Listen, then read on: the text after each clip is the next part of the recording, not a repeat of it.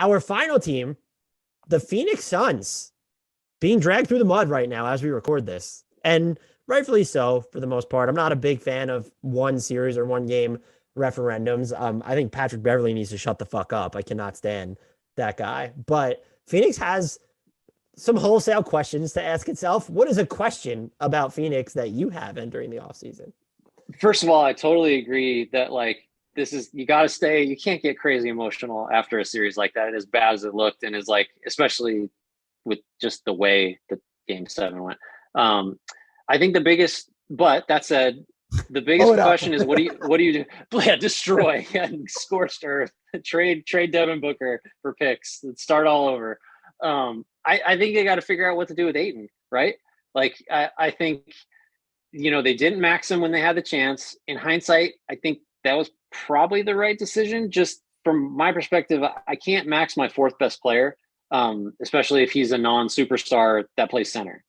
Ayton's really good, and I think he's shown that he can be really good as a center in the playoffs. It has worked. They made the finals last year, and a lot of it was because he can survive against small ball, against space. He's young still, and it's just crazy. I was going to say also part of that he can, and I was very DeAndre Ayton is matchup proof. Some of that sort of fell by the wayside in that Dallas series. That's why I said last year. He's proved in the past. He has also not proved in the recent past that he can. But so I can't max him.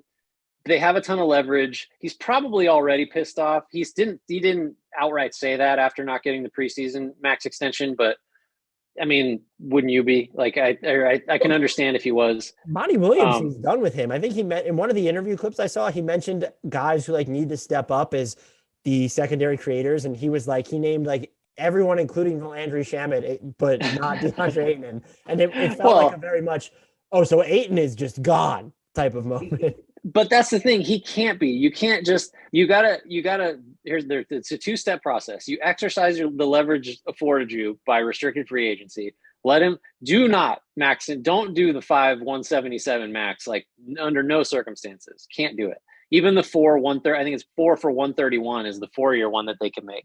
Or that's what other teams can give him, which obviously the Suns can match. I think the Suns should hope that nobody does that. There's a decent chance that Ayton is not going to get that offer because I guess, Orlando's not doing it. Memphis can't do it. Portland probably isn't going to have the cap space that they project to. Detroit's a threat. The Spurs, I guess, Indiana. There's 3 teams that can kind of screw with the whole Ayton Suns situation. I don't think it's going to happen. But I think the hope should be he doesn't get that monster offer. You match it probably if he does. And then you hope you can keep him for 4 years, $100 million, and he'll be upset, but maybe he already is. He'd be tradable on that contract down the line. I think it's still a positive value deal. So there's really no clean solution to this, especially if Williams is just done with Ayton, or if Ayton is done with the Suns and this is not salvageable. But I think you kind of play hardball, assuming he's already pissed off and just who cares? We're going to make him angrier.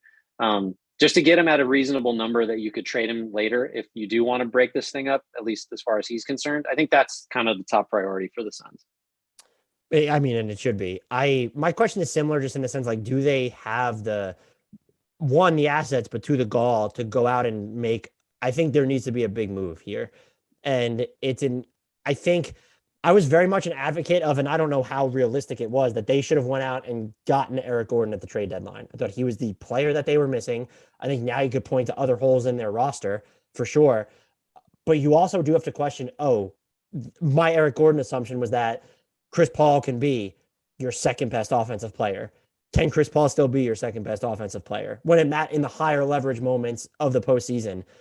I don't know the answer to that after watching and I know he's dealing with an injury. I get it. He's 37. That has to be part of the calculus. And so now you've gone to where I don't know that an Eric Gordon, yes, it helps. He helps, but I think you need someone higher end than that. Do you have the firepower to get that? Do you also have the gall to say, okay, looking at this roster, Booker, CP3 not going anywhere, that might need to be the limit. And that's coming from a Mikal Bridges truth, or I would keep him personally. But to go out and get the third creator that you need, if it costs Mikal Bridges, that might not be able to be a deal breaker anymore. I was also wondering, can a DeAndre Ayton sign and trade even get you that type of player. We don't normally see that being given up, bigs for. And I think you could say that it needs to be a wing because Jay Crowder and Mikal Bridges and just like the Booker's not small for his size, but like Booker is average for his position. CP3 is small for his position. You need like the bigger creator. And that's why Pascal Siakam was such a popular, like, if they were going to go all in on a trade like 18 months ago, or when people thought Pascal Siakam was going to be traded. I can't find the player who would be available. The theory that I bounced around in my head was if Indiana's really looking to get younger, is there something there with, it has to be sort of a mega deal, but like Miles Turner and Brogdon, and then you're building it out from Ayton. Is Cam Johnson part of that equation? Do the Suns like Brogdon enough? Does Brogdon even give you enough of what you're looking for? He's not bigger. So that's why I think it's an imperfect. He's bigger for a point guard, and I think he would help. But is that, I just don't see, I think they very much need to be open to making this huge move. I don't see the vision of what the huge move is, though, based on what the trade market projects to be. Yeah, I think I don't disagree. I think to flip it and go to come at it from another angle, I think like step back, they won 64 games. They were really good just right up until it just went to shit in the last few games against Dallas. I think my first approach might be, how do we just make sure, first of all, convince Chris Paul to embrace load management. He's like the lone holdout among the older star players. And like maybe it's a coincidence, maybe it's a freak thing, but like he clearly just broke down, and he made it a long way, but it happened again.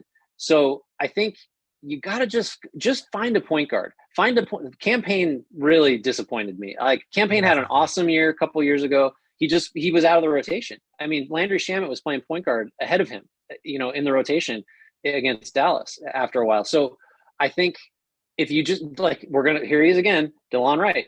Like maybe you get him for the taxpayer mid-level. He can play backup point guard. He could play with Booker and Paul if you needed to play smaller, and you go, with Bridges at the 4 and figure out what to do at center, take Crowder out, put, whatever. Like, I think just someone who can give Chris Paul a night or two off a week, so Chris Paul should play like 50 games next year, just be on the full Kawhi plan and have someone who's going to be like fine. And Booker is a very good facilitator for a shooting guard. He can take up some of that playmaking stuff. You don't need, prime Isaiah Thomas or whatever. Like you don't need just this ace point guard. You just need someone you need your game manager, right? So Paul, it may not be possible at his age and with his mileage and his history, but you just need someone that gives you like a 10% lower likelihood of Paul coming apart at the end of the season. And maybe that's all it takes, because this team was great during the year and they looked very good through the first 2 games against Dallas. They were up 2-0. Like it just, I think the other way. So I'm looking at it as they're not that far off, right? This team had something great for a very long time and then it lost it. And so just don't lose it next year. And maybe it takes a small change to do that. I think it's fair. Where I'm coming from is where I once thought that an Eric Gordon or a Karis LeVert like made the difference. I feel like the gap might be bigger. And that's not just on, can Chris Paul still be your number, even if you want to call him the 1B because of the stuff he did in crunch time. It's, did we see enough offensive development this year from DeAndre Ayton, Cam Johnson, Mikal Bridges to make you feel confident in standing pat or making more of the negligible moves? Maybe I'm getting caught up. I just scolded people for saying, like, for spouting their hot takes off of one series. Maybe I am getting caught up in the moment. The Suns were my title pick from the preseason. They were my title pick. I feel like that gap is larger than I thought it was now after watching that Mavericks series. And again, maybe that's me just reading too far into the moment. And I'm just curious whether they'll even be open to making sort of a bigger move. I think it's very clear they don't want to pay Ayton, and it's been clear for a while.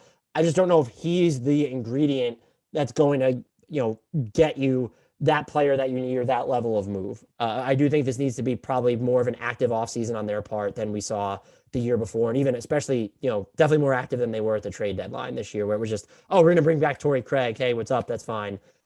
I think whatever primary move they make needs to be substantially bigger than that type of on the margins tinkering. Yeah, I think there's a lot of, you may be right. Cause look, like Chris Paul's gonna be a year older. So the gap is only, the need for someone to really make a difference is only growing, right? It's not going to get smaller. The odds of him getting hurt or breaking down are only going to climb. So yeah, the tinkering may just be like, I don't know, my risk aversion or something. Grant, can you tell our listeners where they can find you and all the great work that you do? Yes, you can read what I write about the NBA on Bleacher Report. A lot of free agency and offseason stuff coming up. Also some playoff stuff. And you can follow me on Twitter at GT_Hughes.